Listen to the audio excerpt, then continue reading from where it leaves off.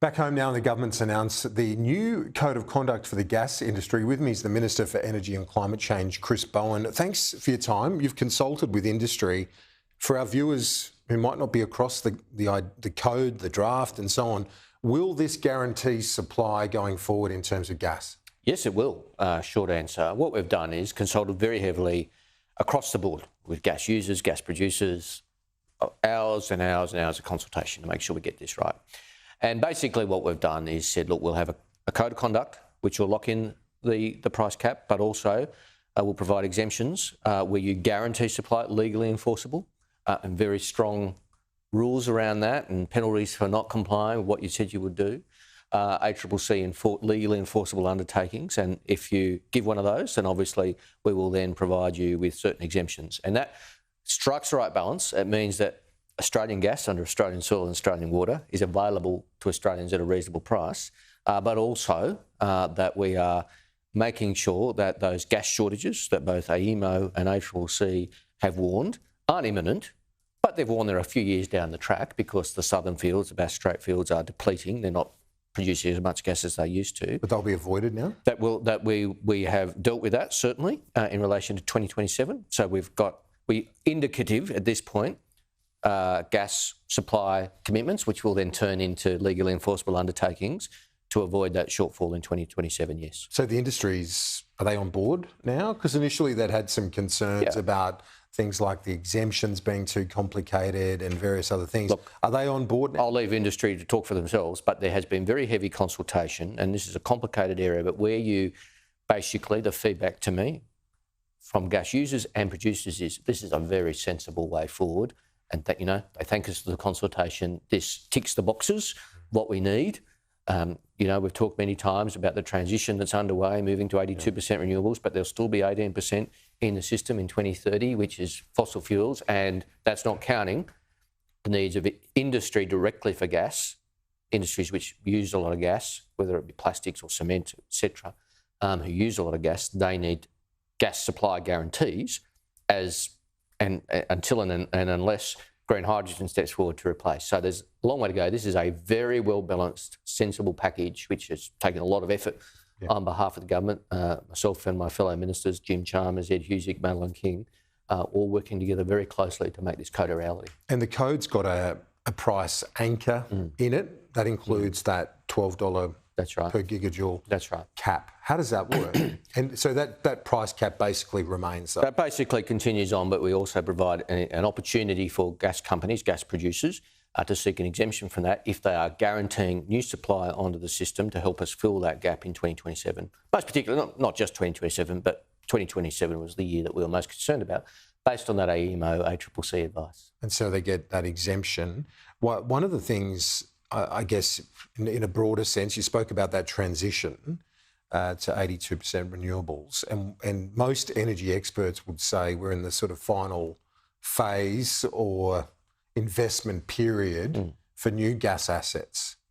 Are you worried that this deal will preclude those dollars being spent here? Is there a risk there? Sorry, not quite. In terms of like gas investments and gas projects? On the contrary. That the industry doesn't come forward and invest because we're sort of in that last phase before renewables take over. Well, when you're talking about on the contrary, but when you're talking about sort of new gas, I'm not having a go at you here, but it's a bit of a slogan out there. Well, are you talking about new gas-fired power or new gas supply to existing gas-fired power stations? As I've said, we need to ensure that the existing gas-fired power stations, which are very important for peaking and firming as we transition to 82% renewables, have adequate supply of gas. That's the key. And also there's adequate supply of gas to those industries that use it directly, separate to the energy grid.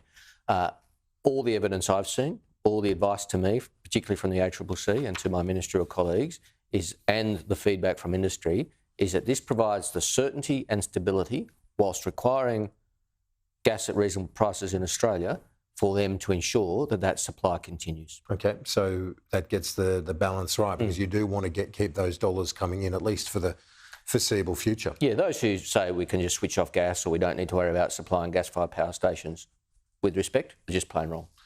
With the transition as well, and you and the Prime Minister have announced the Net Zero Economy Agency today, Ross Garnaut, Greg Combet, among others. will the agency deliberately divert jobs to places like the Hunter and Illawarra, which have been the location of those traditional industries? Well, it'll certainly have its whole focus is those regions undergoing economic change as part of our energy transformation. So whether it's directly with coal-fired power stations closing like the Hunter and elsewhere, or more indirectly like Illawarra, you correctly point out, is under a transition. I see the job of this authority as being, one, to identify obstacles to investing in these areas, particularly in relation to new energy and new energy-related jobs, of which there'll be hundreds of thousands. So to work with industry to identify obstacles and to work with us then to knock those obstacles out of the way, working with the states. To be a one-stop shop for those industries looking to invest in the regions. So, you know, if you're thinking of opening up in the Hunter or in central Queensland, but you have some issues you want to talk to the federal government about, you'll be able to go to the Net Zero Authority if it's energy related or energy sort of adjacent investment and be a one-stop shop. They can then come to me and Ed Husick and other ministers to talk about what we're doing to support those, and also to work with those communities on the skills that those communities need.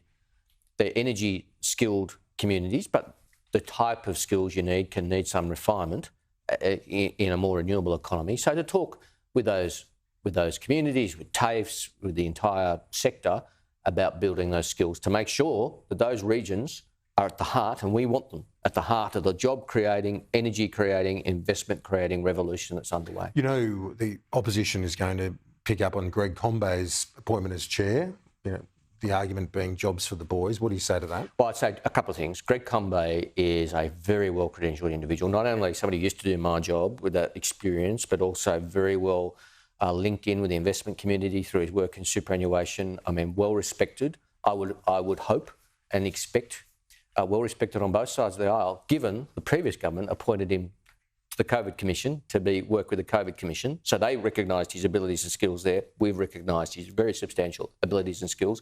It's a very well balanced, very credentialed, very high powered board that the Prime Minister and I have announced today, across the board, not just Greg, but across the board with those appointments. You just finally announced something for the EV sector today for share vehicles, a share ride company. What about if you can elaborate on that, that's great. But the EU trade deal, to me, that would have been a real game changer in terms of getting cheap EVs or cheap, high-quality EVs into the country. That must be a priority to get that deal done. Well, those negotiations are just underway. I'm supporting Don Farrell in that work. I won't go into the details because there's negotiations with the EU and it's not my place to comment on them. It's no secret that EV taxes have been part of those conversations, but we're not ready to make an announcement.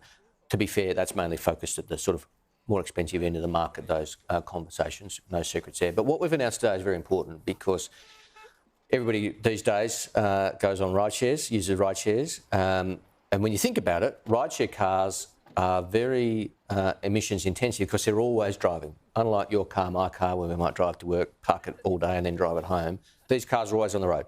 So making that transition is very important. So we're providing $20 million of concessional finance to a firm which called Splend, which is like, if you like, a leasing company to rideshare drivers. So the rideshare driver doesn't have to buy their own car; they can get it off Splend.